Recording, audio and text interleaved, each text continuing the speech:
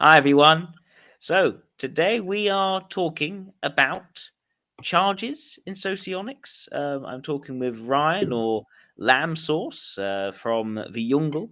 Now, for those of you who don't know what the charges are, they're an idea which was proposed initially by Glencoe, but also taken on board by Bukalov, which basically suggests that there are two variants of each of the information metabolism elements, resulting in 16 of these elements rather than the usual 8. And the idea is that a negative or positive sign is attached to each of them. So we call these charges.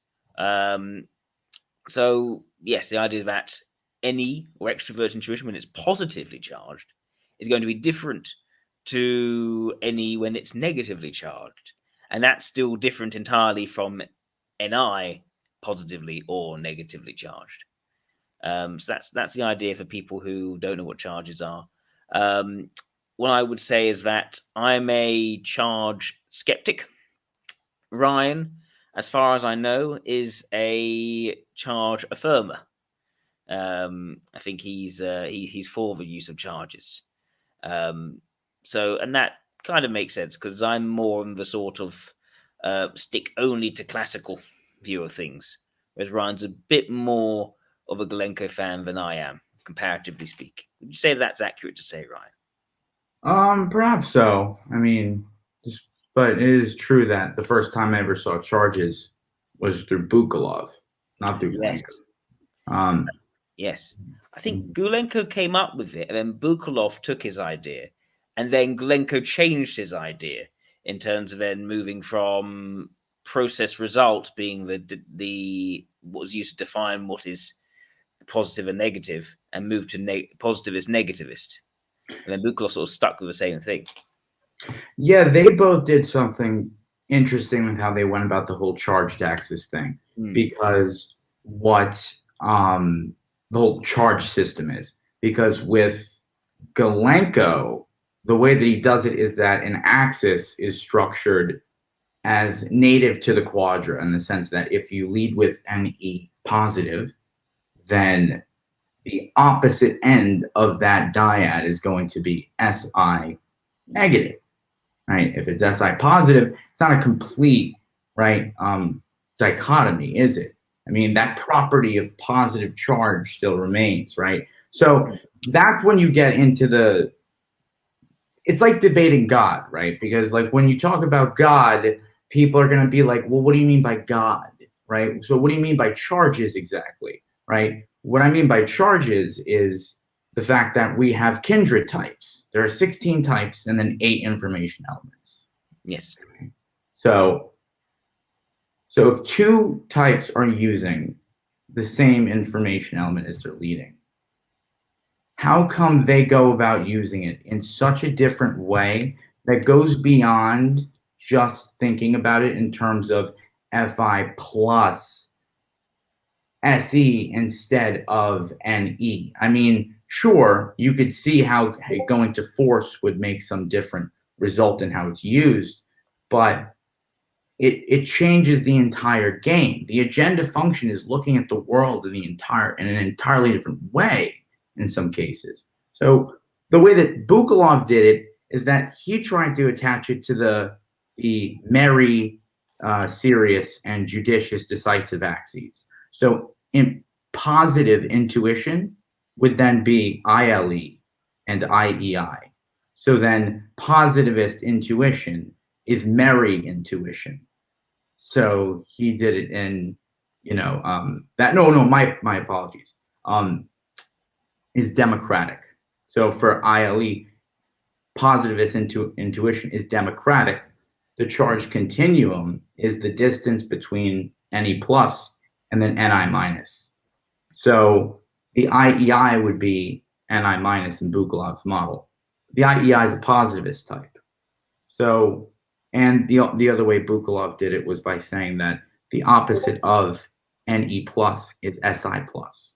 So I don't think that's a full dichotomy, right? And I don't think that it makes sense given that the positivist negativist dichotomy under Reinen exists for certain types. you're going to confuse a ton of people that way. So at least Galenko did it in a way where it aligns with what actual positivism and negativism is, as laid out by Gregory Ryan, right? But what's more important about the charges is that they represent what process and result is really about. Process and result is about each element is now flipping charge in relation to the other dyad. Like if a process type, the result types will have all opposite charges because every element is flowing to the complete opposite form of the respective rational or irrational element. So I know I just blabbed a lot there, right? But all that I'm saying is that charge is just a manifestation of the lead element and then process result, which faculty it is then using as its primary producing faculty, right? So Fi is the primary accepting element, right, for EII and ESI. But when it goes to intuition and is mobilized by sensation, there emerges a very different usage of it than when mobilized by intuition and then moving towards sensation, right, as its tool. So how Galenko and Bukolov, the common denominator between the way that they both went about looking at charge was the positive space represents what is inside some finite boundary, right? So it is more about preserving, in a sense. It is focusing on the positive, what is there. Like that optical illusion with the vase that looks like the two faces staring at each other, right? The positive space is the vase itself, right? The negative space is the emptiness around the vase that creates the illusion of the faces. So my favorite example, and then I'll turn it to you, of how this manifests would be with SE plus versus SE minus, for example. SE plus is going to be more protective, right? But even if it's more assertive, right, more pugnacious, it's still about I win. But SE minus is a bit different in the sense that it's more about you lose. The SLE see threats everywhere, threats all around them, right? And they want to make sure, right, that they are pushing outwardly essentially and expanding their territory, their boundary, right? It's more so that even if someone isn't necessarily bothering them, if they see that the person doesn't have strong enough will to necessarily stand up for themselves, they might just take something right from them, right? Yeah, like they want to reaffirm, right, that they have not only the ability to win, but the ability to make you lose and submit almost. The best caricature of this would be someone like Eric Cartman from South Park, right? Everything is a competition. Even if he gets what he wants, he'll find some reason why it's not enough and he needs more, right?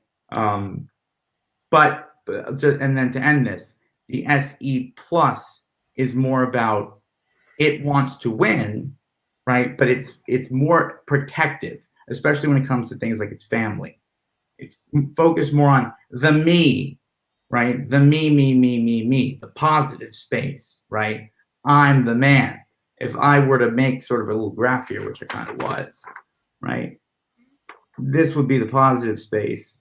The arrows would be going inwardly towards the center, whereas for the negative ones, pushing outwardly into the negative boundary. Word salad, I know, but let me hear your response to that first. I find the explanation you give about extroverted sensing, where one is more protective, but the other one is seeing threats everywhere, that already makes me a bit confused. Well, I So, actually made a mistake there. You're right, because I was actually conflating it with its cognitive style, fractal holographic. I was thinking in terms of how the SLE goes about perceiving, right, the territory that its SE is then used in, but it's not necessarily about seeing threats everywhere. It's more about minimizing threats to itself, minimizing threats that could maybe aren't a threat now, but could be in the future. It's in many cases, SE minus, if put in isolation, taken away from everything else, represents somewhat like the schoolyard bully, right? The schoolyard bully is not someone who's just protecting themselves, right? Ready for a fight if anything comes to them. No, they're sort of sniffing, right, around. Who's the weak one? Who's the weak one? You, right? And you're not bothering them, but they approach you anyway, right? Because once again, it's this constant sort of desire to, right, project its will onto the environment in a way that is abiotic. It's not using feelings as the tool, and thus it's much more ruthless, right? And much more. That's why Galenko calls it sensation of submission, right? Whereas SE plus he refers to as sensation of resistance. Now, this is something I would chuck in the bin if it wasn't for the fact that over time, as I'm looking at these different types, for example, ESE versus EIE, ILE versus IEE, SEE versus SLE, I am seeing this distinct vector, right, to the way their element is manifesting. As such, SLEs tend to almost, in some cases, have no real sense of self. And so, when talking to them about things like depression, a lot of them will say depression doesn't exist. It can simply be willed away. Right? What do you mean depression? What? Depression? Like, fuck happiness. Life is suffering. Just do it anyway. So why can't some people just do it anyway? Why do they have that ability? In many cases, it's because their cognition is more entangled with the actions that they are performing than their internal responses to what they are doing. It's almost like a form of instinct. I mean, SE literally ignores SI, right? To use SE is to ignore SI. So if you're using SE, you're ignoring the internal bodily state because you are engaged in the power dynamics, in the conflict, right, of objects in space, in external space. So the only thing I'm curious about is why does, in the case of the ILE, let's say, NE to T result in positive NE and NE to F result in negative NE? Why does an NE to F make positive NE and NE to T makes, negative NE?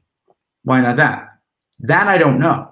That's the thing. I don't have an answer for you on that. I could probably come to it if I was to really like work the P's and Q's on it. But at that point, that comes secondary. It's the fact that this positive and negative manifestation is reliably showing up in these types, and it's most on display with the extroverts. This is why I've been saying that, and I know that you go deep into this stuff in your course, so we don't have to go deep into it here, but why the benefit rings are quite important. You know? I could talk about it some more. I mean, it's not that I'm a skeptic regarding positivism, negativism, or process result. At least I'm not a skeptic of them when they're defined correctly. My earlier skepticism has been more about it not being defined very, very thoroughly and put together well. But I am a skeptic towards the signs themselves. I think because although what you are saying draw many different kernels of truth, it nevertheless seems to me that the signs themselves are superfluous.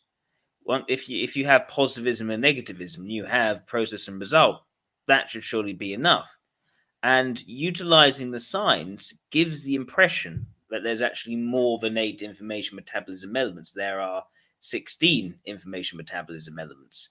And that leads to that opens up a new problem, because the number of dichotomies you need to define the number of things in existence must be the same number as the number of things in existence minus 1. So, for instance, we have 8 information metabolism elements and we have 7 information dichotomies. We have 16 types, we have 15 type dichotomies. If we increase the number of information metabolism elements to 16, that means we now need 15 information dichotomies, not merely 7. And no one has proposed, none of the pro-charge people have proposed an extra 8 information dichotomies. The existence, the identity, whichever type is being used is the reference frame. Well, then it's just a matter of type. It's not a matter of information. Well, no, it's a matter of information in relation to which type is concerned. Whichever type is being used as the reference, right? Like ILE is typically used as the reference. There's a whole debate on, is ILE the identity type, blah, blah, blah, right? A lot of people like Akum Money Money say no, right? It's just the type is the reference, right? So what I'm saying is there are 16 types. They exist. Yes. Okay.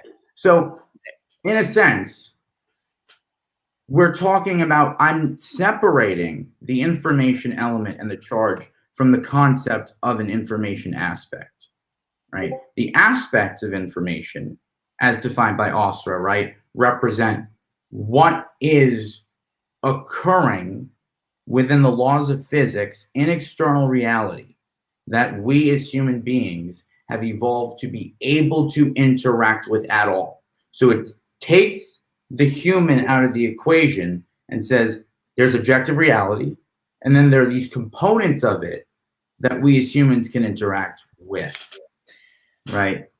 So my point here is the IME, FI, FE, okay, there are 8 of them, and then you have 16 types.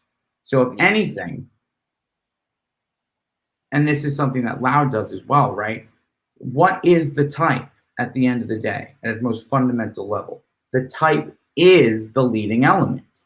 That is the thing that makes it unique from all of the other types, is its leading element, right? That program. I mean, but I don't think that necessarily is the case. Otherwise, the whole point of Kindred would be moot. The whole point of Kindred is that they have the same leading program, but they have very different ways of going about it. And that can be explained by both the creative function, but also it can be explained by the mobilizing function. It can also be explained by the mobilizing function. But, yes. But what I'm saying is the way that they use the NE, right? What you'll notice is that it matches positive and negative in the sense that, take the ILE, it is focusing on the positive potentialities that are inherent within an idea. You take an idea and you say, look, idea here. And then the NE minus will take that idea and look for what it's sort of missing, right? Think of alternatives, right? What if this idea isn't nearly as good as you thought it was? What if the circumstances, right, don't match up for what this, what you're presenting is? What if the market doesn't care? Stuff like that. It's trying to poke holes in it. Yeah. So it's focusing on the space around that concept. So this vector, positive and negative, is manifesting. You don't have to call it an information element. In the same way that if you're taking an ILE, right, you could technically call an ILE this, and it would technically be correct. NETX, right? That's technically correct notation if you want to say an ILE. NETX. Well, yes, NETX, yes, because the point is if it's NET, then that actually makes it more ambiguous. NETX. Well, yeah, if it comes, well, no, NET, not necessarily, but NETX works. But the reason NETX works is because the whole point of an ILE is that they have NE, but then they have both logics working in fluid interplay. They do. Whereas an IE does not. An IE has some extroverted logic, but it has no introverted logic. So if you do NET, that actually is ambiguous, but NETX, that's when it becomes clear it has to be an ILE. Right. And I'm saying that you could say that manifestation of charge could be it interacting with both at the same time.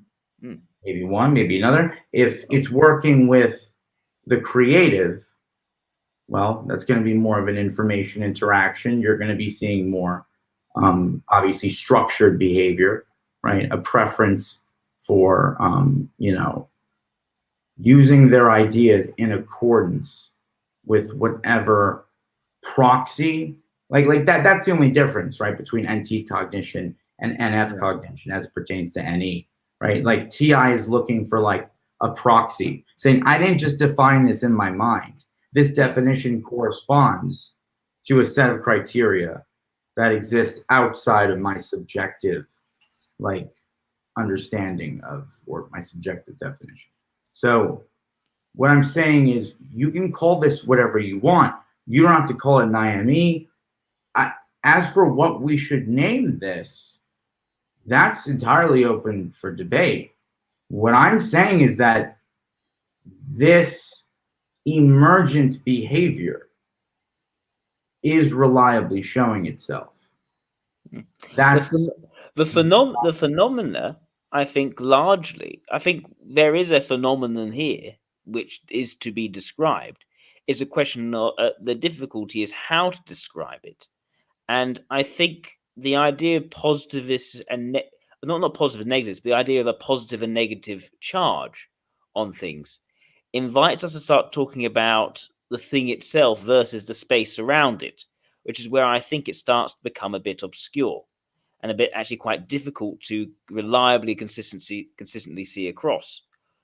I came up with a different explanation about it. So if you take, say, as you say, positive NE versus negative NE, it's really not just NE. It's also either FE, which is also called positive, or, well, assuming you are Galenko, not if you're Bukalov, and it's also, yes, it's also NE plus TE, which is also negative.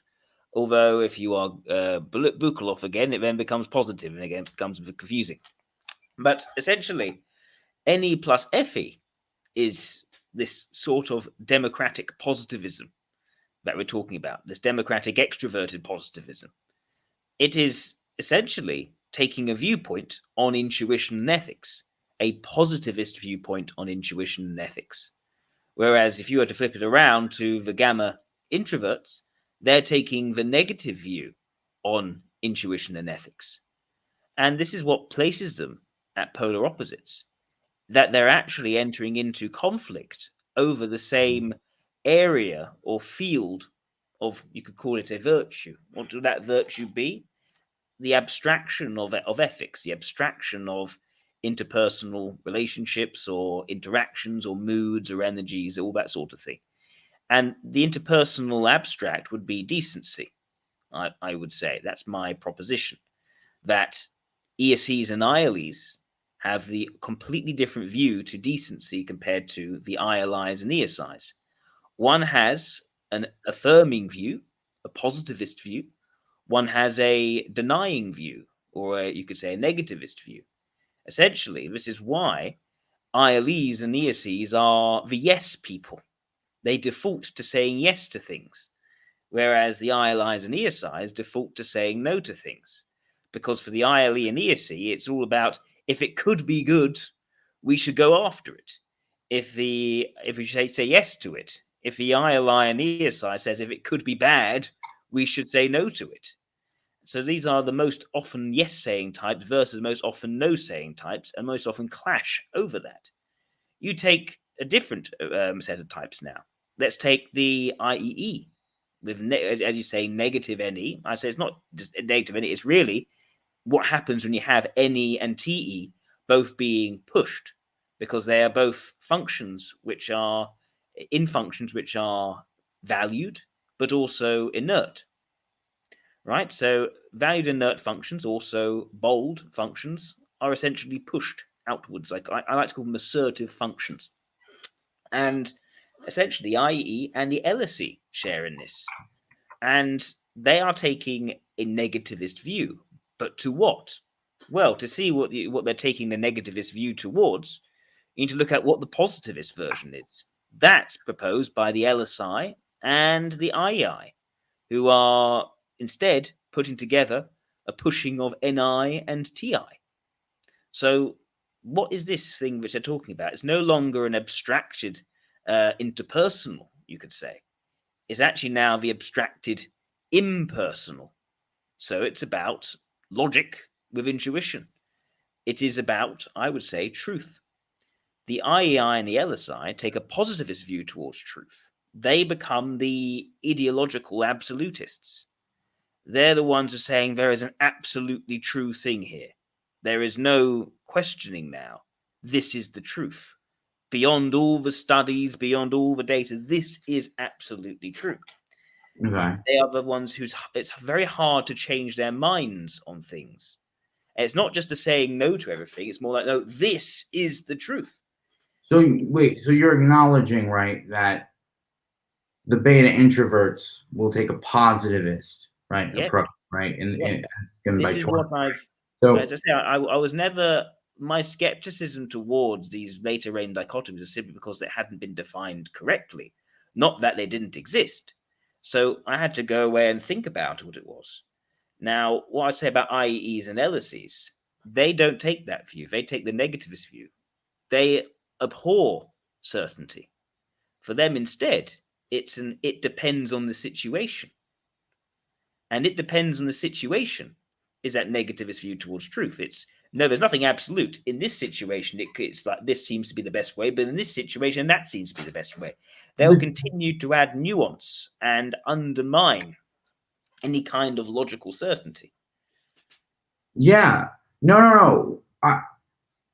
I'm pretty sure, as it sounds, your take on tournaments is embedded within the take that I'm looking at here. Because when you talk about tournaments, I agree with you, especially on the extroverted alpha versus introverted, gamma front, right? And that's semantic, right? Because when we're talking about where this is coming from, right, it's the fact that in their respective areas, right, they are using the positive manifestation, right, of the leading element of their type. I mean, extroverts have been the clearest way to see this at play. For example, I don't know if it has to be clearer. I really don't. I see them as equally clear. Okay, fine, perfect. So then you see that it's clear. So in that case, we can say, well, are we looking at this from a utility standpoint, from a semantic standpoint? Because it's a mix. It's a mix of both. I think that it is at its heart, I think, semantic. But depending on how you try to describe it semantically, you either get to something which is clear and consistent, or you get into more confused language. It gets confusing when you say, for instance, that that a type is really only its leading function, and therefore there have to be two different variations on the leading function. No, NE is NE. It's just that it manifests in either a positivist or negativist effect, depending on what else is being pushed next to it. Is it TE or is it FE? And that together creates a negativist or a positivist push, you could say, when they enter into their tournament. And the reason I talk about this in terms of the assertive functions leading and mobilizing, because those are the ones which are most pushed in terms of our values, which then lead us into our intertype relational conflicts. No, I I get that. So then it really is going to come down to a battle of semantics, right? Because when the way I'm approaching this is structurally, right? So when I'm talking about positivist, negativist, anything, Yeah. it's that the math shows that within the process and result dichotomy is going to lie each information element sending information in the reverse order, right, from its counterpart, which would be the kindred. Kindreds will always be opposite on process and result, right? They'll always be the same on, Yes. if we're talking about kindreds, they'll always be the same on rational, irrational, but not democratic, aristocratic, No. process, result, positivist, negativist, right? And asking, declaring. Yes. So there's a lot of differences happening there. So what I'm saying is, out of all of the descriptions I've seen so far, Galenko seems to be in front right now compared to the other descriptions, because I have it, for example, when using Bukalov, I was not seeing that hold up in reality, right? Yeah. The way Bukalov went about defining is, and looking at it on paper, there seem to be issues with it. You know, I mean, putting positive intuition on the opposite quadra and making the dual element the same charge as the leading, there were problems with that, and it just didn't hold up. But with Galenko, by using process and result, because that's such an important dichotomy, right? It did work, because Bukalov essentially used asking, declaring. That's what Bukalov used, basically. Yep. I mean, well, no, but Bukalov, the positivist and negativist was based on process result. Bukalov followed Galenko's original idea. This is why, if you go through it, there is variation for instance, ESE varies. In one, it's got a plus, and the other it's got a minus, because one was looking in terms of process result, Bukalov, whereas Gulenko's looking at it in terms of positive negativist, whereas the ILE remains the same, as does the SEE, because they are both process types and also they are positivist types. Yeah, and Galenko did it better, because I think look, I think it's probably, I would say, if you're looking at it in terms of, I think it makes more sense to have something denoting positivity and negativity to be lined up with positivist negativist. I think it's just going to be flipped around, right? Yeah. I mean, you're flipping around the faculty. Yeah. And so I don't even need to have this sort of debate over where to put the sign, because I actually think signs are actually only going to confuse. All we need to do is know what the 15 type dichotomies are, and it comes out of the 15 type dichotomies. You don't need this sort of extra thing placed next to stuff. You could annotate that way to make it easy if you want to learn it. Oh yeah, no, I'm talking about it as a piece of diagnostic criteria, right? Once again, you need to take this mathematical foundation, okay, which is, you're right, describing, right, at the most accurate level. But you need to also then be paying attention to what allows this to actually be practically, right, feasible in terms of diagnostics. How are you actually going to be able to make sure that you and other people can see these things emerging? So what you get is a concept like the faculty itself plus a charge. So positivist intuition, right, in this case, will be along the merry axis, right? Negativist logic will be along the judicious axis. One will be process, one will be... So you mean democratic aristocratic? Well, actually, it'll be along the democratic axis, you mean? Well, okay, let's say we're taking... It'll be on the democratic side. LII and LSE, right? LII leads with TI minus, LSE leads with TE minus, right? Oh, I see, okay. Judicious logic, yeah. Yeah. So as in T-DOM, not just the logical type. Right. Yeah. Right. So you can see that T minus is operating along the judicious axis, and then T plus is operating along the decisive axis in the case of the ENTJ and the LSI. The LSI is about enforcing a structure, right, that they see as united, closed, right? And as causal deterministic implies, right? True, right? Ready to be followed, right? And abided by. TE plus is trying to maximize returns, right? It's not taking into account like for example, TE minus is more about hedging itself. It's about trying to make sure that it's hedged against financial uncertainty. It's broad economic knowledge. Whereas TE plus is then centralizing on something, right? That's why they use that NI to help them craft a vision about which way the wind is going to blow, right? On what they're trying to get done. And then they're trying to, like the Robin Baron capitalists, such as, not that I have anything against capitalism, like John D. Rockefeller, for example, that polar SI, that NI creative, that TE plus lead makes them insatiable, right? And they also have SE minus as right.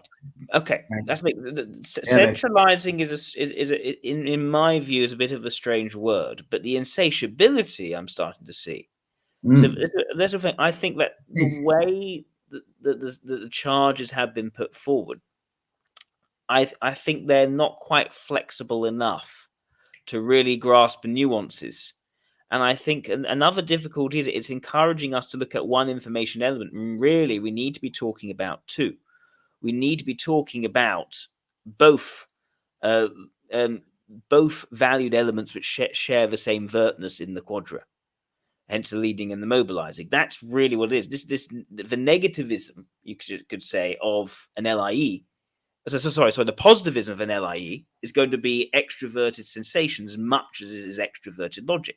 That insatiability you're talking about is the positivist approach towards what I say is the virtue of accomplishment, from sensation and logic going together. But they would be using negative extroverted sensation.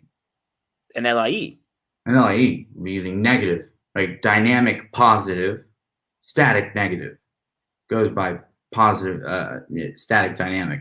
So in their case, right, their SE. Yeah, I struggle to see. It would share the charge of what's in their benefit ring, right? So they are the benefactor to the SLE. They're using the SE minus of the SLE because SE mobilizes the leading. So it's SE to T. So that's SE like the SLE, SE to T. Depending on how you describe that, I struggle to see how that would work in reality. I would have assumed it would have been the same as an SEE rather than SLE. But if you're talking about in terms of what's adjacent in the benefit, that means that an LIE uses SE with a different charge. Well, as you're saying that activating types, use their mobilizing function with a different charge to that of their activator type's leading function. Oh, yes, absolutely. Yes, for example, my mobilizing, right? My FE is not ESEFE. It's a very different ball game, right? Now, as an alpha, I'm goofy, childlike, naive, trying to make people laugh, class clown in school, blah, blah, blah, right? But I'm not using FE to sensing, right? My FE feeds directly back in to my intuition. What concept am I trying to illustrate or paint? I'm trying to say, you should care about this. This is important. But are you saying that your FE is going to be more like an EIEs rather than ESEs? It's going to be, that's why the benefit rings are important. That's why people mistype along the benefit rings. That's why. Because I am using the mobilizing function, my FE mobilizing is the FE of the EIE. And the SE of the EIE is going to be SEESE. And their TE is going to be LSETE. And then LSE, their NE mobilizing, NE2T, the NE of the ILE. So, but if you're trying to utilize your emotional expression to articulate a concept, that's not necessarily going to be what we see with a negativism of an EIE. The negativism of an EIE is about that. Well, you could say there is some similarity. But for an EIE, it's the idea that they take a negativist view towards authenticity. For them, their authenticity is the image that they present, and that is recognized outside of themselves. FE plus is political in the sense that result FE is about maintaining polite appearances. Hi, Paula, how are you doing? Oh my God, did the kids have fun at summer camp?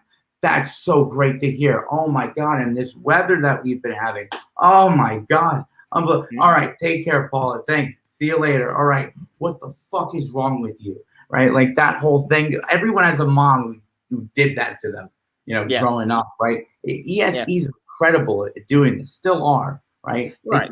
Really angry at somebody. But their friend calls, hey, what's going on? FE minus, not that good at doing that. In fact, FE minus is pretty disruptive in many cases because it's using intuition as its tool. It's not using SI. It's not responding to the harmony of the environment around it in the immediate moment. It's talking about some bigger picture thing that it's trying to rally people or at least get them to think about as important. The impression I'm getting of it is because I don't think that an ILE is going to necessarily focus so much on that authentic self-expression, that sort of rawer, more darker, deeper moods which an EIE is going to be focusing on. I think an ILE instead is a type which tends towards more positive emotionality, but can often lose track of exactly what is actually relaxing and sensitive to the calm and flow in the moment. So it can backfire for an ILE. It's basically their weakness in introverted sensing. It's that deficit getting in the way. But I don't think it then becomes like an EIE, because that would require FE plus NI. So you said you could call the type NETX, right? So if we're using metabolic dichotomies, right, which of these FEs is more likely to be utilized by an ILE, right? Well, one's an NT, the other's an SF, which is the opposite of NT, and one shares intuition. They at least share the N, right? You're a little bit more in touch with that. Okay, but in the same way, you flip it the other way towards TE, and you're saying that the ILE would then suddenly pick TE-SX over the TE-NX. Well, because NE is then going to TE. So if NE is then going to TE, then TE has just received from NE. And now where's TE going? To the next one, to sensing, right? So by the fact that intuition, NE, just sent information down the chain to logic, means that down the chain, logic just received information from intuition. So it's passing that down now. And that's going around the circle until So you're saying that the rule by which an ILE, when it utilizes extroverted ethics, is more like the EIE rather than the ESE. It only works that one way. It doesn't work the other way, whereby an ILE uses extroverted logic. It has to be more like the LSE rather than the LIE. Well, I do believe in the concept of blue plus yellow equals green. I do believe in the concept of someone being able to feign the charge of an element that they don't naturally use, but it would be like a buoy in the water, right? Like, for example, FE plus is, for example, a very different state of using FE. When I talk to FE plus DOMs, their ability to stay positive, genuinely maintain a positive attitude, right, is impeccable compared to FE minus types, which are constantly brooding, right? Very brooding, right? Now, in LSEs, it's a little bit better because it becomes the role function. They don't value it anymore. So it's like a tool that they could use. Some of them can like attention. They can be a little bit, happy to be in the upper strata of society. So, talking about LSEs. LSEs, TE using FE as a role function, as a mask function. I mean, For example, LIEs. yeah. This is an impeccable one because LSEs seem to use EIE superego, and LIEs seem to use ESE superego. LIEs are better at playing the long game, and they can use their FE in a very positive manifestation. LIEs are very good at staying positive. A lot of, like I said with SLEs and ESEs, LIEs are also good at staying positive.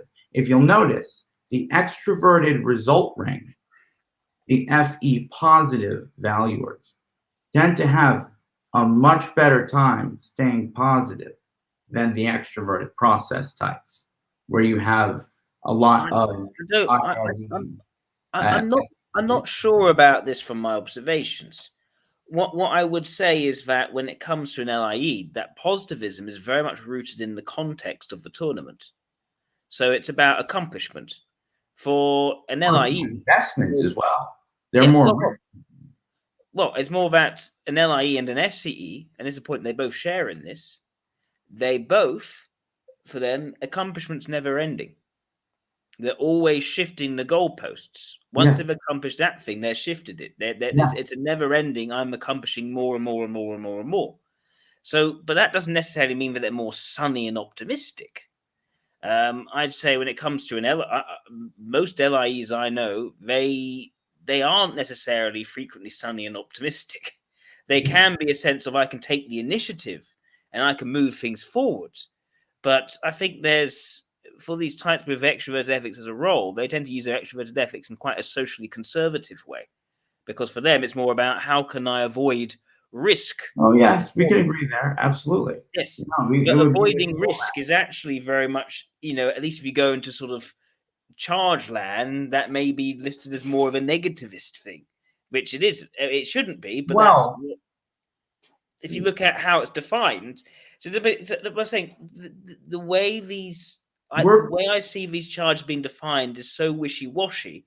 I think it leads to contradictions. It's not very clearly thought out, in my opinion. Hey, it's nice to see me again from a little while ago, because that was how I was approaching it when I first saw it too. I'm a guy who doesn't want to make things more complicated unless that's really showing something that has been showing up, not just with me. Like, I'm checking with others to make sure that they've been seeing these same patterns, because I'm constantly in communication with other typists, right? And I'm trying to see if they've noticed the similar patterns that I've noticed without even necessarily telling them what I'm even looking for in the first place. Yeah. Right? And one thing that people have been even people who are very new to socionics, this is one of the things that really got me sold on it. A lot of the people who are new to socionics, they, after being explained it, reading through the material, the type descriptions, and just like looking at people coming through the server, they can spot process result, right? Because there is a very distinct difference to process and result. Now, you can look at me and turn your head to the side and think that I am skeptical. Yes. Oh, okay. Yeah, I get it, but it's one of three fundamental dichotomies in the theory. If you make N, T, S, and F, I write down N, T, S, and F, I can discern perceiving and judging immediately, because there's N and S and then T and F. Okay. What's next? I can discern democratic aristocratic, because I could see N plus T and S plus F, or N plus F and S plus T. Okay, democratic aristocratic. Okay. Now, without adding extroversion, introversion to the equation yet, what else can I see? Oh, well, I could see it going NTSF, or I could see it going FSTN. So really, that's basically all you can derive. Democratic, aristocratic, right? Rational, irrational, and then process result. And then to make it 4, you have your existence, valid, null. Okay, so but that doesn't necessarily mean that someone who's relatively new to Socionic can identify process result when they're trying to type people. Oh, it is, because if you understand all the charges, right, they come bundled with process and result, because it's showing a vector, right, in the sequence of communication between the Jungian elements. If you have an ILE and an IEE, the ILE is going NE to T, and the IEE is going NE to F.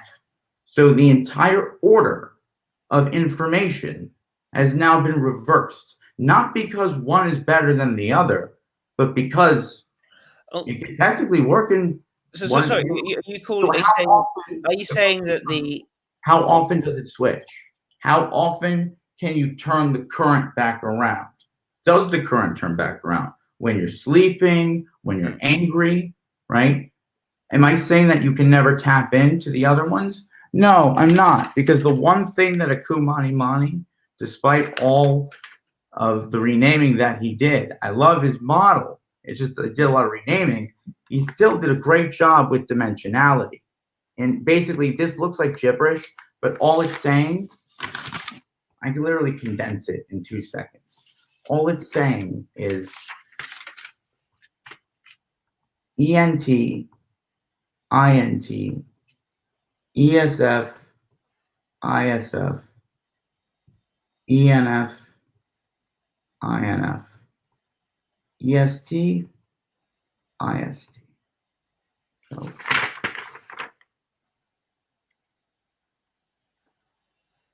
So imagine that as a cube. That's dimensionality that Aku Mani Mani made using all 14 elements. So at ENT at the top, you get TE and NE plus, right? So that's LIE and ILE, right? But you can essentially imagine it as though it's two simultaneous things operating almost on their own, maybe, right? Maybe the elements are communicating backwards, but that is occurring in a subconscious place. I don't know. But what I know is that at the conscious level, this circulation, this hierarchy that's created between the 4 Jungian functions seems to show one of the most observable and one of potentially, from my observations, because I've kind of been like enamored with this stuff for 2 years now, and I'm constantly meeting people from around the globe, talking to them all the time. This is something fundamental. And I think that neuroimaging, especially as it gets better and does more, and gets us a more deeper understanding of, theta waves, right, versus gamma waves, the different brain waves, the different ways that the lobes can actually be hooked up to one another, right? Is it parietal to temporal, or is it temporal to parietal, etc.? Right? The difference in order flow probably corresponds to something we can measure if we have better neuroimaging technology. That likely will be shown. But I stand by that the charges mean something through the lens of process result. That's my point. That is what gives charges life, in a sense. You can look at them individually as well, technically.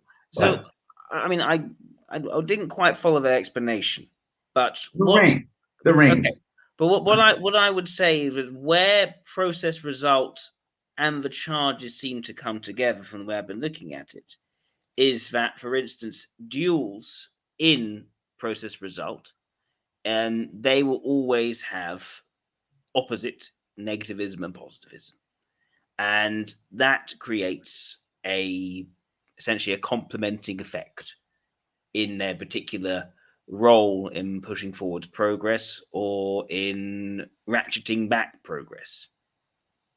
But I'm not sure that I'm not sure exactly from how you got to neuroimaging. Oh, because it's literally the sequence, like entity to S to F to N versus entity to S to F to N. This Oh, could right. Okay. right. Now I remember now what I wanted to ask you, which was you say that ILE is entity. N to T. I'm not sure about that. NE to TI. No, I don't think that's how it, because the way that the cycles were presented was always in terms of the extroversion or the introversion being shared. So actually, it was NEFE SETE, NEFE SETE. That's the original model by Alshore was that potential energy via extroverted ethics becomes kinetic energy in extroverted sensing, and then via extroverted logic goes back to potential energy. So it wasn't NETI or SE then FI. It was actually NEFE SETE. And the same thing was going on for the introverted ones. So NI, FI, SI, TI. And if you think about it this way, right? That Yeah. seems odd, doesn't it? Oh, no, because if it's not about blocking, it's about the flow of information. It's a different sort of thing. So, for instance, let's say, right, you have different sorts of ideas, possibilities. Possibilities cause inspiration. They cause you to feel enthusiasm, right? That enthusiasm causes someone to actually take action. It becomes a motivational force into action. Well, enthusiasm stimulates your idea generation process. How does simply being enthusiastic stimulate your ideation process? What do you mean? If you're excited, right? If you're aroused, if you're like, ooh, I'm feeling pumped up right now. Yeah, maybe you'll actually, if you're in an inert state where you're doing nothing, your brain activity isn't likely to be as robust as if you're in a state of excitation. It's more about a state of excitation. I think people get excited about ideas rather than ideas fall out of excitement. Well, right. I mean, I think the valued elements are For instance, verbal. if my presence was so wonderful that I would to overjoy you with my presence, I don't think that itself would suddenly cause ideas to bubble up. But what I do think is that if you were to come up with a very new idea that carried great potential, you would experience enthusiasm and excitement. That seems to logically follow. But the difference is, I'm getting, like, for example, if you watch someone like Vsauce, he's getting excited over something like a glass of water. And you're like, huh, why is he excited about that? And then he talks about, well, how old is water? Did you know that most of the water that you drink is actually older than the sun? Whoa, right? Like, he's excitedly, it's not just this is the And information the I'm explaining to you. that's to say the Right? FE follows the NE. Okay, fair enough. Yeah, Right? but also is the point.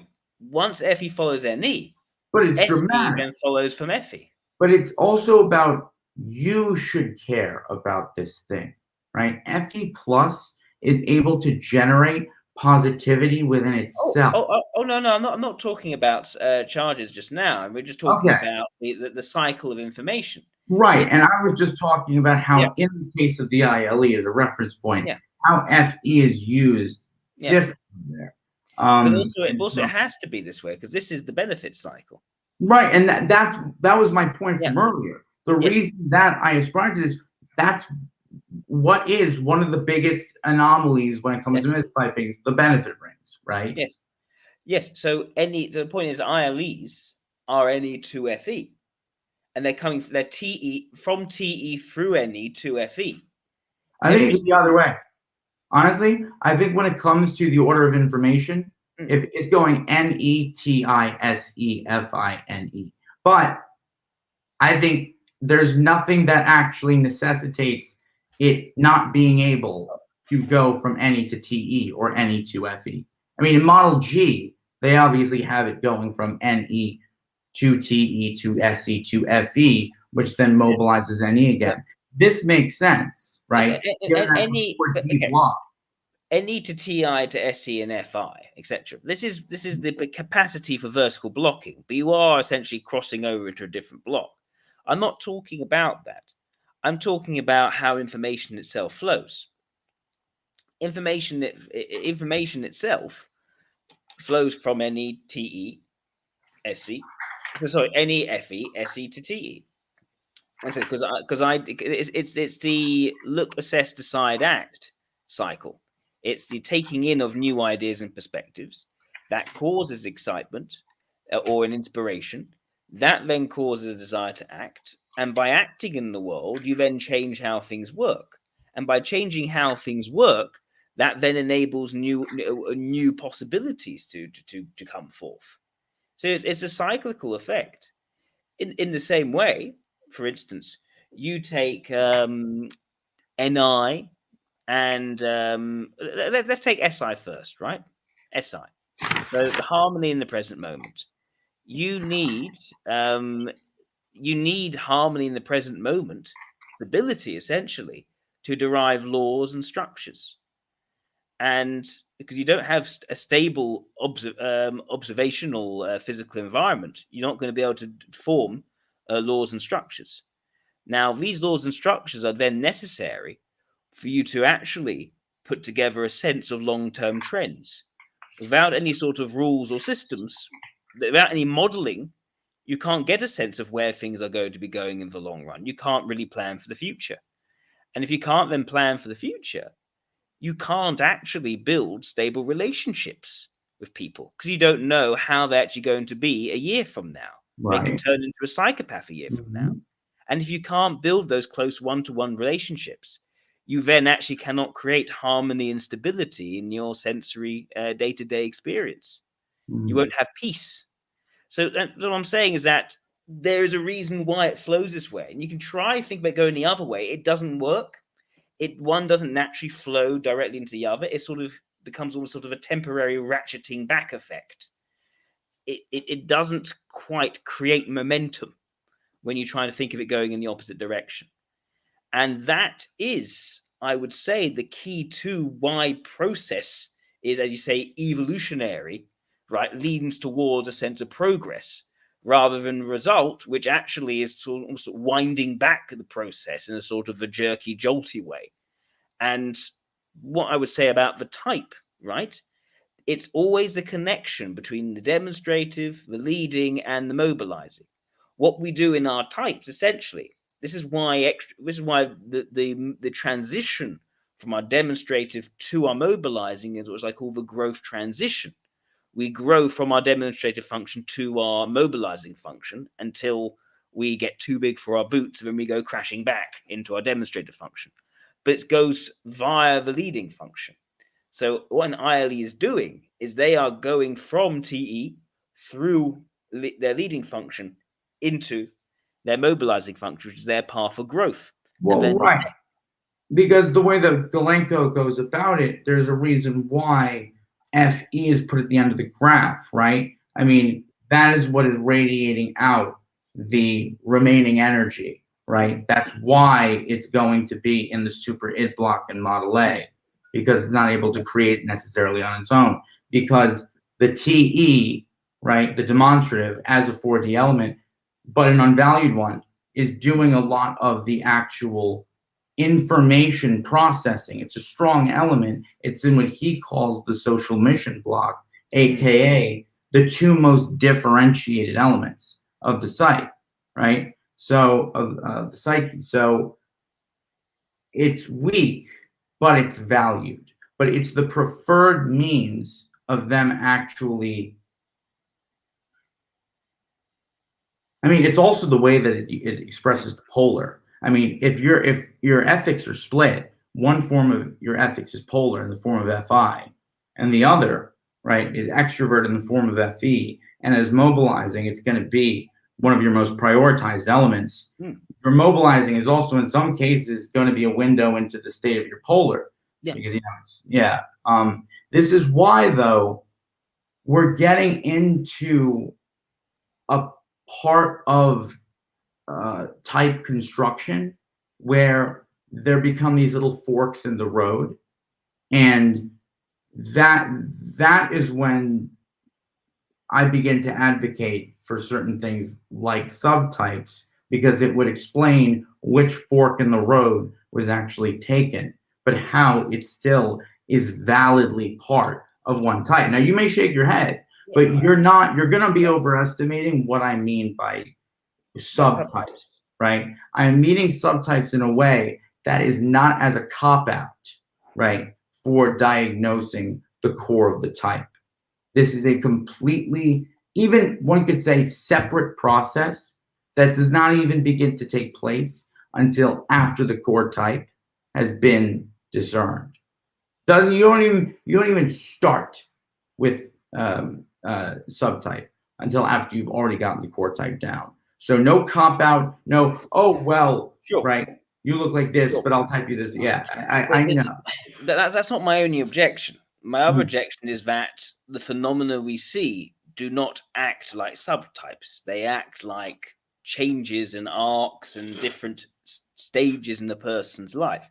But Galenko says the DCNH system is on a continuum. I know he says that, but if it's on a continuum, it's Which not. makes sense. Which makes sense. Types are discrete in nature. Subtypes, the name type suggests discrete.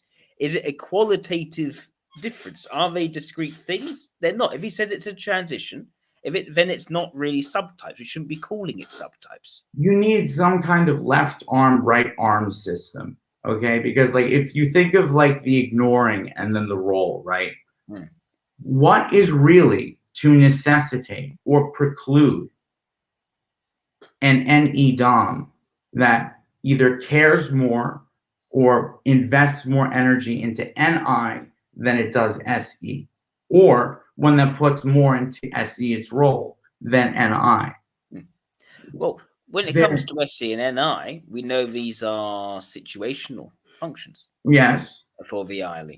So that would suggest that it depends on what situation they're in. But they're still opposite ends of an axis, right? They're still opposite ends of an axis. They are, but also they are managed in different ways. For instance, NI for an ILE is stubborn, it's inert, whereas SE is not, it's flexible. So one should be activating actually more frequently than the other. It's a question of what are the conditions that cause one to be activated rather than another. I wouldn't see that as an appropriate zone to put a subtype in. I mean, if we were to start talking about a meaningful change within someone, which isn't just situation specific, I'd say that's something to do with their growth and development, whether they are leaning more towards their mobilizing function or towards their demonstrative function. And that's related to the confidence they have in that particular moment. Well, then let me tell you about the most convincing way I've seen this named, right? It would be how OPS uses the concept of saviors and demons, right? It's a way of being able to further discern what is being valued, right? The saviors in the four-function model. In a four-function model, though. Right, but that can still fly, because this would mean you could still look at it in terms of out of your valued elements, right? Now, to be fair, the thing about the little secret about OPS is that the way that their whole thing is set up completely implies where the other elements are going to be. But we could talk about that another time, because I have ground to stand on there. But in OPS, they say that a type, right? Take an introvert, right? That is super introverted. In fact, they're so introverted, like an SEI, right? That they never really went out at all, right? They instead liked playing with Legos, right? Designing things on GameCube, right? What if not only does their TI become more heavily developed because they spend more time, I spent more time alone. What if it actually also becomes cognitively prioritized, right? Which is a different phenomena than strength, right? You can be good at something, but you don't value it, right? I can do TE things, give streamlined business projects, but not everything I do is about result-oriented returns or resource-oriented returns. It's about exploring my interests. But in the case of this, please don't tell me I lost my spot. Oh, right. Yeah. So with the saviors and demons thing, right? Yeah. it comes down to, what do you take the most responsibility for? Which two elements do you take the most responsibility for? So for them, that is going to be what the equivalent is of bold or mental. It's only going to be bold or mental. So valued, bold, valued, mental. So in the case of an ILE, that could mean that regardless of strength, the saviors, or the two most cared about, most responsibility is taken for, can either be the conventional NETI or NENFE. So I'm not sure about this, actually, because no. for instance, when it comes to taking responsibility, that overlaps quite a bit with the idea of stubbornness versus flexibility. Whether you want someone to take it on someone else's input, or whether you want to do it for yourself. Yeah, what if it switches that up? So when it comes to the mobilizing function, this is very much the thing you don't really want to be helped with. You want to do this yourself. You want to take responsibility in this area. In the suggestive function, no, you are perfectly happy to give up responsibility in the area to someone else. When it comes to creative, this is an area where you're very capable, but you're also very open to the inputs of other people. And it's far more of a discursive space. You're not taking responsibility for it. If anything, it's a collaborative function. Do you think that's a universal rule? Yeah. The introverted logic for an ILE is a collaborative function. It's a flexible function. So you don't think they can be stubborn on their TI? No, their TI isn't stubborn. It needs to make sense, but they can change their mind in an instant. I don't see anything about the theory that precludes it from being able to alternate between the two. And I think that there's enough variance.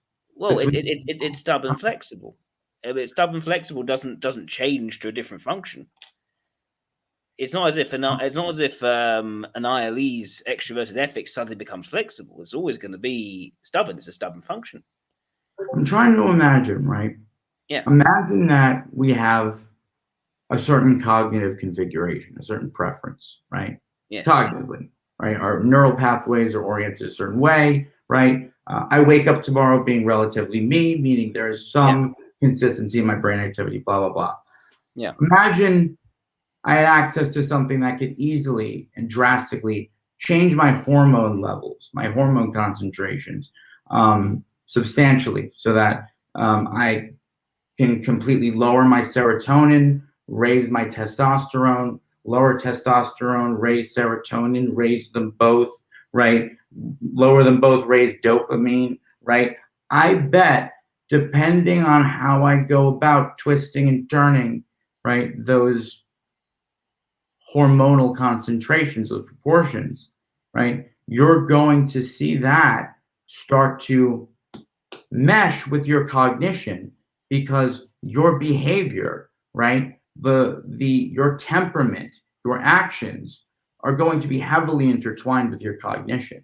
And if hormones have these kinds of powerful effects on someone's state of mind, like we know that they do, then compound that over the course of an upbringing, over the course of 5 to 10 years. What you have is multiple ways that this apparatus, that more or less has a structure that is an equilibrium point established by natural selection, whatever, right, can still manifest in a few numerous but still valid ways that aren't actually a cop-out. The more you cut this in half and say, instead of 64, now we have 128, right? You're still diluting the amount of difference between each type every time you multiply it by 2, right? Once you go from 512, right, to 124, right, then you basically just slice down the differences a lot more, even though but that rule doesn't apply for socionics, going from, say, I'm not saying 16. No, fair enough. Because as we've been discussing, some of these more advanced Rayleigh dichotomies show that by splitting it up, you don't dilute the difference. You create new differences, new intersections. The problem with OPS is that they just keep on dividing and dividing and dividing without any of the infrastructure behind to support those divisions.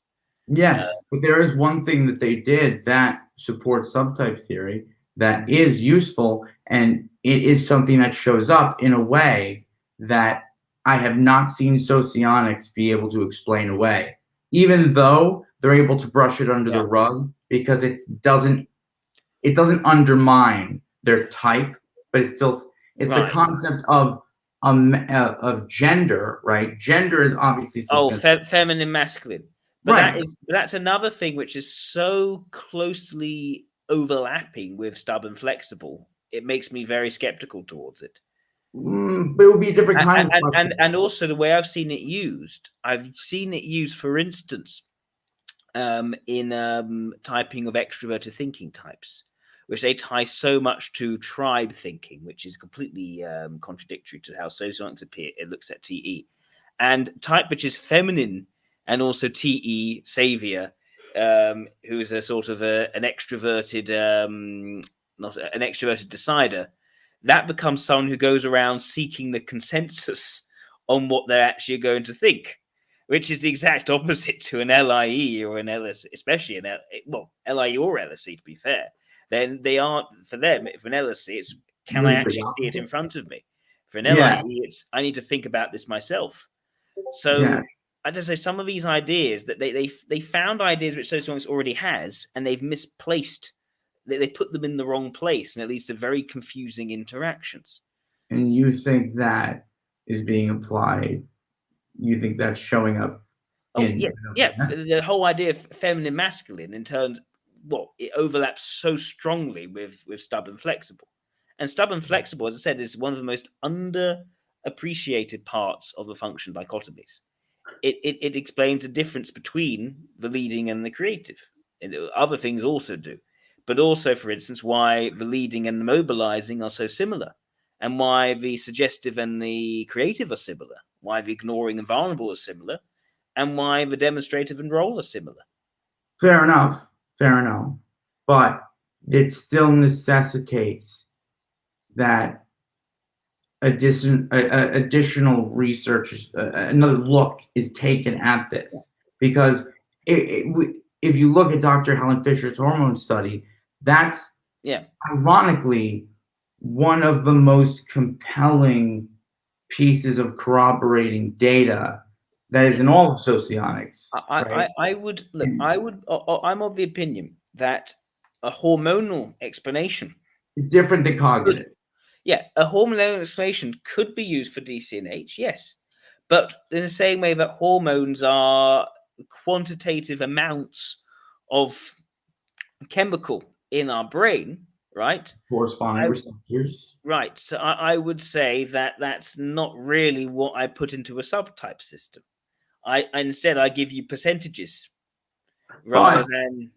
But I do it like DC. I do it like DISC rather than DCNH. You could say. But it can allow for the prevention of confusion that would cause mistypes, right? I'm thinking of it more in terms of a necessity for diagnostics to have adequate clarity, right? Because otherwise, there is because here's the thing, we still haven't even gotten to, the WWE Super Slam, which is gonna be about Goblin's type, because you type that guy FI polar, if that guy is FI polar, right? I'm some kind of amphibious creature that can breathe underwater, right? And I'm going to live in the ocean for the rest of my life.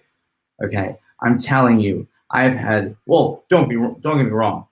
The amount of time you've spent with Goblin, like, look, you spent a lot more time. Yeah, like I'm not. But you also have many more aspects in your many more superfluous aspects in your theory that could confuse you when typing someone. Oh, I can't wait to show you his kin list, by the way. That's going to be a fun one. You showed me his kin. But what is that? I don't get it. A kin list? Yeah, it's Exactly. We don't get because we're FI polar. It's a list of all these different characters that he literally relates with and compiles them into a big list, right? A Yeah, big I mod used to. Okay, I used to character. relate to certain characters. But this is literally an adult harvesting characters that he Okay, kins. okay, It's a okay, kin list. okay. Well, I would say Goblin is a very feminine guy. Subtype? Feminine No, subtype? no. That's about gender. You could say he's Well, very how do we feminine. know? Do we have his hormones? No, you can see by how he presents himself. He's very feminine. He's an effeminate person. What does that mean? What does that mean? It's about associated behaviors, behaviors associated with sex, but aren't necessarily tied to sex in some cases. So that's worthy enough to say as a Oh, disclaiming back I to would not something like right. I would say if there is something which could actually function as a good subtype, it is actually feminine masculine in terms of yeah. the conventional understanding of feminine masculine. And inert contact, by the way. Good old inert contact, that has a lot of potential as a subtype theory. I mean, if you look at I inert think contact, it's just a function dichotomy. I mean, it could be more than that. It could also shed light into quadriline. All right. For example, if we're taking process and result, and I've looked at the math of this when graphing it out. I mean, if you take into account the process result dichotomy and the benefit ring, it's asking and it's process, right? So if you're an alpha NT, right, and you're asking, you're on that ring, you can move in the delta NF direction where your kindred is. No, that's why you're so different than your kindred. That's why kindreds exist. You're not going towards delta NF. If you're going towards delta, you're going towards ST. If you're going towards beta, you're going towards NF, right? And now in some cases, from what I've seen, a good example would be Sergi. In some cases, a type can kind of look like it's supervisee just a little bit. There's some IEEs that look a little bit like ESIs when they're introverted. You get some, ILEs that could be pretty structurally like stubborn when it comes to like, no, this is the way. I could be like that sometimes as well. Yeah. But in the OPS system, by the way, this is people say I'm very stubborn. I mean, you're yielding. You're yielding though.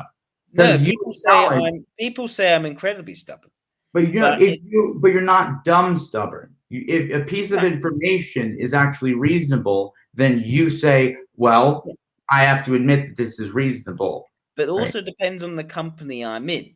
With some people who make very strong arguments frequently, I'm changing my mind all the time.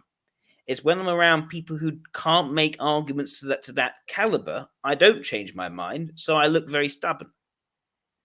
Okay. The point is, for me, I always am putting myself in positions where my structures could actually change. And also, I'd say this is the fundamental reason why some flexible is so important. It leads to the fluid interplay I was talking about before, which I think some viewers were making fun of just earlier as well. But essentially, to have that phenomenon of what I call mastery of logic, which ILEs have, the ability of both extroverted logic and introverted logic working together, that only can really happen with flexible functions because they play well together. Stubborn functions don't play well together. That's why the ignoring is the ignoring. That's why it's kept in a little box until the leading function decides it can be let out in very specific circumstances. You don't get that with a demonstrated function. It's playing with a creative function all the time because they're both very much about receiving inputs from each other, and they're okay with it. So this is why I get a bit funny this idea that you can create a subtype system based on inert and contact or stubborn flexible. I think I'd say if you're going to have a subtype system, the less it interferes with the socionics type itself, the better. I think instead it should add on new information in a way which doesn't distort one's understanding of the type.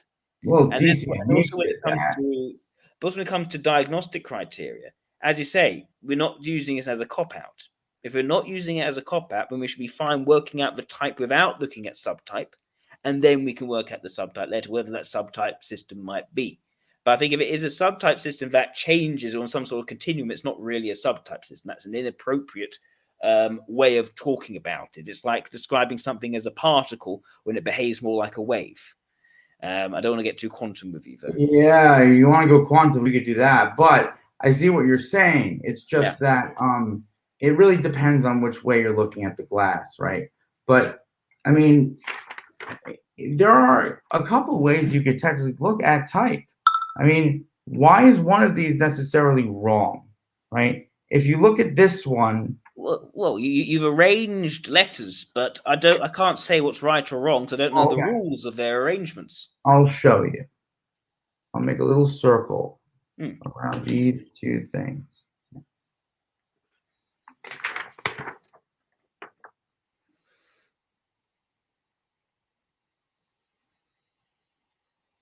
Yeah, but again, what are the rules by which you are tying them together? I could guess. These are literally benefit rings lined up. Each column represents the ego block of one type in the benefit ring. So ILE, LSE, SEE, EIE on top, and then ILE, EIE, SEE, then LSE on the bottom. SEE always remaining the superego. So one, you got these contact ST. So you got contact and situational, right? Like going on this diagonal way. And if you do it the other way, I'll make it a dot. Yes, there are mathematical relationships between these things. But these mathematical relationships allow degrees of freedom that could show something or not show something. In this case, so this is, delta functions and F, right? I think that, by the way, I think that you and me represent a perfect case study of this exact phenomena, okay? Because I genuinely think that if we were looking at this from an all IMEs concerned standpoint, I would be leaning EIE and you would be leaning LSE. Your TE is quite valued. I know you have a roof over your head. I know you have to pay the mortgage. I'm very well aware of that. Okay. I got a lot of money pressures on me as well, right? To make this profitable, right? But as I'm saying, you are very economically oriented when it comes to how you apply socionics, and you do it in a way that allows you to make sure that you are not just excitedly radiating away all of your energy, right? You're doing things in a way that gets returns for what effort you put in.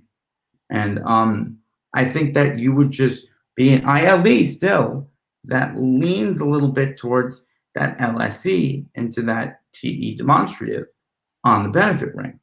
I'd be an ILE that, unfortunately, I'd rather lean where you're leaning, quite frankly, but I lean a bit more EIE on the benefit ring, making me situational inert, right? And making you evaluatory contact. I mean, if we look at what people have perceived of me, okay, I'm not saying that personality database is the be all and end all, because I think there's a lot of mistypings on there. Look at mine. Hey, look at mine. Look at mine. Have you got one? Okay. Well, look at yours as well. But what I'm saying is that a lot of people are seeing EIE as a possibility for me, and only 2 people are for LSE as a possibility for me. Why don't people say? Let's go to lamb sauce. Hey, a lot of people said EIE for a guy named Creme Brulee in my server, a man who literally talks like this at all times, as an EIE. Okay, fine. They'll tell anybody that. Okay, so basically say the difference between us is that you haven't had any votes for LSE, but a lot of people seem to be mistyping you as EIE. Fair Well, to enough. be fair, It doesn't make me an LSE-ish ILE. it's It a just makes bathroom you stall. a It's very EIE-ish ILE, people, according to what yeah, people are observing. people acknowledge that there was a concerted effort to kind of poison the well a little bit just to mess with me. But Yeah, the momentum is, for example, ENFP and Myers-Briggs. ENFP and Myers-Briggs. Um, that's fascinating because if anything, the yeah. EIE in socionics, the ENFJ in socionics is nothing like the EIE. So in ENTP and Myers-Briggs could sometimes be an EIE in socionics. Yeah. But as far as Oh, Myers-Briggs is concerned, often they're interchangeable. For instance, look at Denzel. Have you seen Denzel? Washington? No, sorry, Mensa. Denzel Mensa. He's one of the YouTubers around Type. He follows the personality hacker people. He's a good friend of them. He is someone who is CSJ? he types himself ENFJ. He's a very clear example of the socionics ENFP. Yeah, yeah, that happens a lot, by the way. I know. I say it's a lot of the time. People say there's a JP switch for the introverts. For some of the extroverted types, you could also do a JP switch, Yeah. like with the ENFs. Have you ever been in those situations where you're dealing with someone online who doesn't really read the material, but is in a frenzy about something that they were typed, and they'll go, "You're projecting," and you're projecting. They'll just say that you're projecting onto them and stuff like that, and as an argument, like EIE has I never heard anyone become. say that if I'm projecting. Oh, I will. Sure enough, you'll likely come across these people who like to Yeah. use the word projection at all times to get themselves out I've, of. I've heard, I've seen gaslighting. No, that's That's the new like term people right? use. Yeah. Yeah. EIE is the equivalent to Enneagram's counterphobic 6 in that it is where the typology community dumps its trash, apparently. Those poor EIEs too. A lot of them, okay, I'm going to be honest with you. A lot of them don't make it easy to clear their reputation. Okay, but that being said, it's this way of discrediting people's credibility. Oh, and ironically, the ones that actually want to be EIEs don't actually match the criteria for EIEs. They're usually TE mobilizing types a lot of the time. And they're constantly, asking, so why? Can I get more data from you? I really trust you as a source. Can you tell me why I'm not an EIE? Whereas EIEs are they're the ones literally giving the opinions and making all of these vaguely substantiated, like, you're this, you're that. No, you don't understand. I brought the truth down from the treetops. Don't ask me how I got it, but at the same time, they seem to be represented highly in the arts and as media. Oh, and as villains in movies. They get highly represented as villains in movies. So that's not going to do good for them at all. In fact, beta extroverts seem to represent the axis of evil to a lot of people in the typology community. So unfortunately, you need to take that with such a massive grain of salt. My theory is that in the Eastern Bloc, where Galenko lives, maybe he's right. Maybe there are a lot more betas in Eastern Europe. But in the US, beta is not the most common quadra. It would look like a very different country if that were the case. What I would say, though, is that I do think that beta extroverts specifically are massively overrepresented amongst celebrities. But I think this is also about going back to positivism, negativism, the negativism of the beta extroverts. Yeah, which, by the way, is clear. You see that with the beta extroverts. Yeah, but it's an interesting thing because what I say is that when it comes to ethics and sensation being debated over, you could say, it becomes to do with authenticity. Is what I'm seeing real about this person? And the positivist view towards this is essentially, this is me in all of my mess and all my contradictions and all of my, I'm a work in progress, which is very, I'd say, Delta introvert. Jack, I gotta mention this one as well then, right? Okay. Realize that, okay.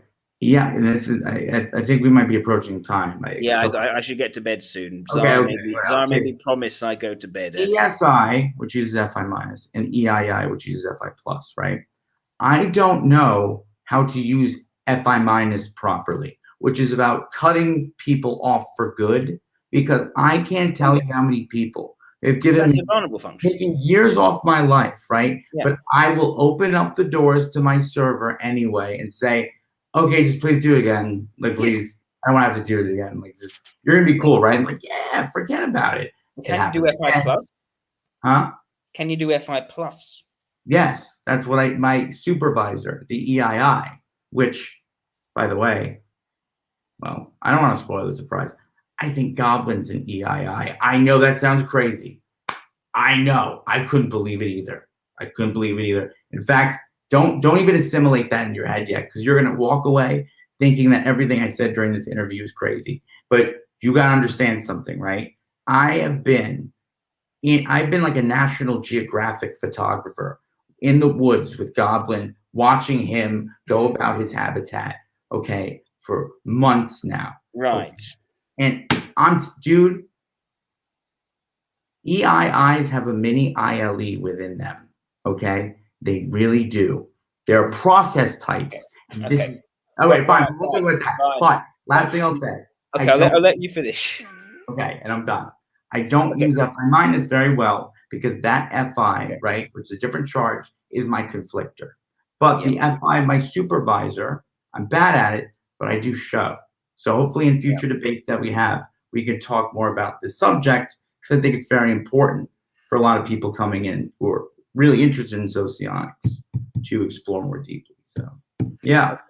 Right. All I'd say is this. I think that your approach to theory is very broad, of course. You have many different elements in there. There's lots of complexities to your theories, right? I don't go outside the box, though. I don't go outside the box. But I think because of its complexity, the more things you put in for complexity, it exponentially increases the many different ways in which one can be confused about how one type could be another type. And so I think there's a streamlining exercise that you'll need to go through at some point. In my opinion, charge is one of the things which has a lot of benefits to it because of the parts making it up, such as positivism, negativism, process result. But I think that if after the streamlining is done, the charges themselves will go, but you'll have still the kernels of truth in the positivism, negativism, process result. Oh, absolutely. Yes, because I don't all that other stuff I said about OPS, I'm not using that in typing. What I'm using in typing is the definition of IMEs, clubs, quadras, temperaments, right? Yes. The core stuff, right? So the only thing I use that you wouldn't approve of would be DCNH once the type has been ascertained. Well, there are lots of other things, though. For instance, the idea that I would use negative extroverted feeling, as in the extroverted feeling more like an EIE than an ESC. And I can see, to give it its due, I could see how that could make some sense in terms of me having SI as a deficit. And therefore, when I engage in extroverted feeling, it may be that that extroverted feeling does not create the sort of calm and peacefulness in the moment. But I wouldn't say I have an approach towards extroverted feeling whereby I need my emotions to feel significant and overly important and get upset if someone doesn't take what I'm saying seriously. I would say that's what I'd think. If an EIE is trying to be serious, if we don't take them seriously, they get very upset because they're trying to set them. Yeah. If you're leaning delta, then FE would be double subdued for you. And if I'm leaning EIE, then my TE isn't as good, right? Because I have another thing, complexity. The more complexity you have, the more we can interpret things to brush things under the carpet. It's how astrology, once you get out the natal chart, can explain anything and everything. What's the leading element? I'm still looking for what's the leading element. At the end of the day, sexual intuition. But as I said, the leading element is not the type. I don't think that makes sense. Otherwise, all you would need is the leading element and not the rest of model A.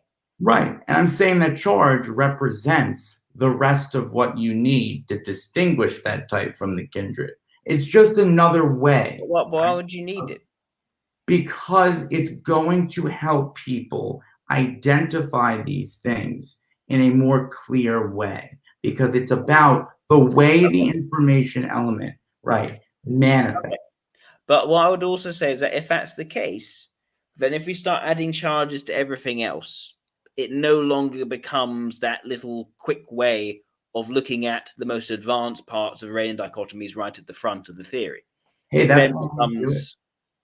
then becomes you could do T process, you could do T asking, you could do T Democrat, right? And then you could use all those dichotomies, right? What I'm saying is that there's still 16 types. So once you add a little tick onto those elements and make it 16, there's nothing else that you can add on. You're not going to make them 32 elements. They're not 32 unique types. So you're never going to get 32. So best case scenario. Well, actually, okay. So, again, it does. The other difficulty, if you're saying that there are actually 16 elements rather than 8, rather than just being a shortcut to getting at positivism, negativism, right? What I would say is it opens up that point I made at the beginning, which is if you've got 16 information metabolism elements, you need 15 dichotomies to make sense of those 16 information metabolism elements. But that's not really what we're doing. We've got 8 information metabolism elements and we've got 16 types. And your kindred meets each of these dichotomies, right? Kindred, so if our kindred is IEE, it's extroverted, static, and irrational. But it's not democratic. It's not asking. But those are type dichotomies. Right. What are the information, the extra 8 information dichotomies used to explain these 16 information metabolism elements with charges? Well, that's what we got to find out, isn't it? I mean, if it's positive, asking, process. Well, if we haven't found it out, then we haven't done our homework. We've made an inferential leap. I only started incorporating this stuff once I saw that it actually manifests, because that was what was most important to me. Oh, and then having to do the crazy check, right? Meaning making sure that other people who I hadn't even had these conversations with had also acknowledged that they noticed similar trends with people. So if that's the case, I see it as a descriptive tool, not some threatening addendum that's supposed to shake up the whole thing. I know what you're afraid of. I've spoken to Lau. I've spoken to the OGs at length, and I get it, right? There are a lot of people who will try to butcher these theories by adding on a bunch of their own crap, right? I'm not here to do that. Everything that I say as a speculation is a speculation that I put in a separate bucket, right? Be investigated on its own merits. But these conversations help flesh things out in a way that I think is beneficial for both of us and those watching. Absolutely. Ryan, it's been a pleasure to talk with you today. I should get some sleep. But thank you, everyone, for tuning in. I think I caught Vlad having some skepticism about my information transformation. Well, it's not mine. Alshra had it initially. But I would be more than happy to talk to Vlad and anyone else with any questions. Just feel free to email me, and I'll try and get back to you. But thank you, everyone, and have a lovely day. And thank you, Ryan, for coming on. Yeah. Bye, everyone. Yeah.